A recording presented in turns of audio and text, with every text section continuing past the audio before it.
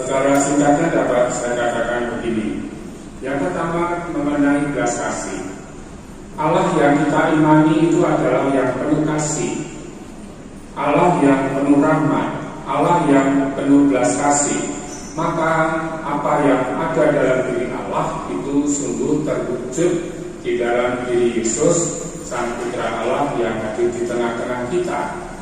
Yesus sungguh sangat peduli terhadap orang yang sedang menderita, orang yang berkekurangan, orang yang membutuhkan kesembuhan dan sebagainya. Yang tadi kita lihat dalam konteks ini adalah bagaimana Yesus penuh belas kasih, tergerak hatinya untuk mereka yang membutuhkan perhatian, yang saat itu adalah orang yang membutuhkan makan. Nanti saat lain lagi orang membutuhkan penyembuhan, saat lain lagi orang yang membutuhkan penghiburan dan sebagainya. Nah, dalam konteks ini sebenarnya kita juga bisa melihat bahwa Yesus itu sungguh penuh belas kasih dalam macam-macam aspek kehidupan yang bisa terjadi. Juga kalau Yesus memperhatikan orang yang sakit, itu ternyata bukan hanya sakit rohani, bukan hanya sakit fisik, bukan hanya sakit mental, atau kalau mau dikatakan itu penyembuhan baik fisik, rohani maupun mental, dan bagaimana itu bisa disembuhkan. Dan juga kita tahu bahwa sakit, jerih payah, juga penderitaan itu sudah terjadi sejak awal dunia ini, yaitu dalam bacaan pertama tadi bagaimana kisah Adam dan Hawa tadi itu sebenarnya juga menggambarkan bahwa manusia tidak lepas dari kemanusiaannya, ditandai dengan penderitaan, perjuangan, susah payah, dan sakit. Dan itu bagian dari kemanusiaan yang ada. Maka kita juga mesti menyadari itu dan menerima kenyataan itu obat. Tadi dikatakan hati yang gembira adalah obat. Saya lebih lanjut lagi mau mengatakan orang yang berdamai dengan dirinya sendiri, juga dengan keadaannya sendiri yang ada, juga dengan kelemahan manusiawinya, itu obat. Damai dengan dirinya sendiri. Orang yang selalu sibuk untuk melawan dirinya sendiri itu melelahkan. Tapi menerima kenyataan damai itu obat. Apalagi menerima dengan gembira. Karena apa? Karena memang situasi ini sudah dinubuatkan sejak awal. Tetapi bagi kita tidak berhenti di situ. Kalau ini dalam konteks penderitaan Yesus menuju salib dan kebangkitan, kalau semua situasi ini diarahkan kepada Tuhan, dipersatukan dengan penderitaan Kristus, maka kita akan merasa tidak sendirian. Dan kita juga boleh memetik perjuangan seperti Yesus yang pada saatnya juga akan memberikan keringanan, memberikan kesembuhan, dan akhirnya boleh memetik ketabahan, kesetiaan di dalam berkat kebangkitan. Maka saudara sekalian, kalau menerima sakramen pengurapan sakit, itu kita harus melihatnya secara demikian, bahwa melalui penerimaan sakramen orang sakit sangat mungkin kita mengharapkan kesembuhan. Tapi jangan lupa kesembuhan itu jangan hanya dibatasi kesembuhan fisik. Karena kesembuhan itu bisa kesembuhan fisik dan atau kesembuhan rohani. Mungkin secara fisik memang sudah tidak mungkin disembuhkan, tetapi secara rohani kita disembuhkan. Jadi kalau kondisinya sudah sungguh-sungguh berat secara fisik, apakah mau minta kesembuhan fisik? Masuk akal enggak? Enggak kan? Ya. Jadi sekali lagi kesembuhannya bisa secara fisik, bisa secara rohani saja, bisa dua-duanya. Jadi biarlah itu kembali kepada kemurahan hati Allah dalam diri Yesus melalui sakramen itu.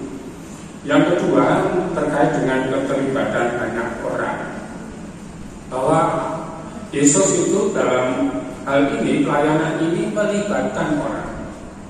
Tadi mengenai orang yang membutuhkan makan karena lapar, lalu melibatkan orang banyak.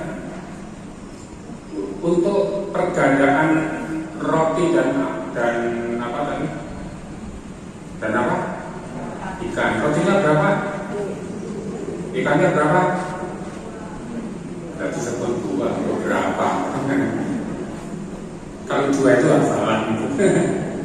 Ya, itu ternyata pergandaannya itu bukan bin salah bin sulapan, itu bukan. Pergandaan dalam arti ini adalah Yesus mengajak orang yang ada untuk tergerak hatinya, maka yang dimiliki dikeluarkan. Ya, apa itu namanya? Sangu itu apa? Tokal yang ada keluarkan, artinya jadi banyak. Ya, sekali lagi jangan keliru, bukan bin salah bin. Tapi sekaligus jangan lupa bahwa Yesus punya cara untuk mengubah segala sesuatunya. Bisa menjadi lebih banyak, bisa diperkaya, bisa dipenuhi, bisa juga ditambahkan, dilengkapi dan sebagainya.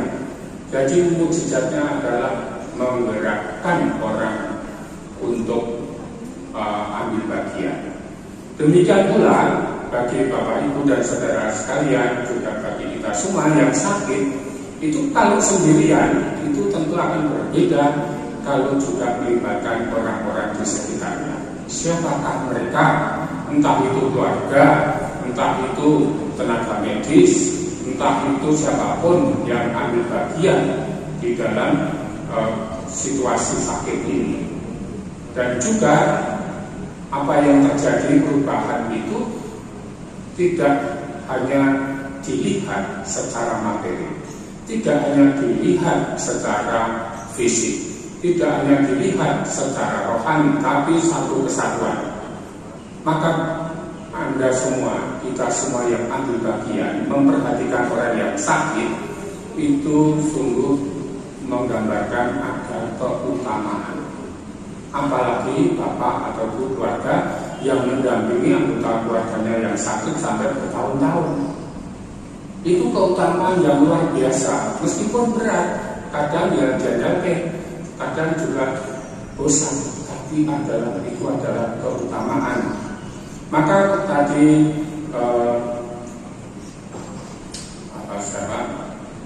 Bapak Paulus mengatakan rawatlah dia, ya, rawatlah dia, itu temanya.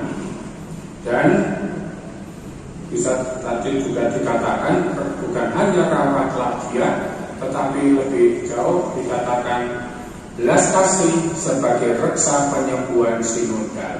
Sinodal itu dari kata sinode itu berjalan bersama. Jadi kalau kita berjalan bersama-sama memperhatikan yang sakit, itu adalah menyembuhkan, dan itulah juga mukjizat. Lalu yang terakhir tadi ada berkat. Makanan yang ada dipersembahkan kepada Allah dan mohonkan berkat. Berkat itu membawa rahmat. Maka kisah tadi dikatakan banyak yang merasa dapat kenyang, cukup, tidak kekenyangan, tapi tidak lagi kelaparan. Berkat itu mencukupi, rahmat itu mencukupi. Maka segala sesuatu yang kita punya, bagaimana kita keluarkan, kita bagikan untuk kebaikan sesama.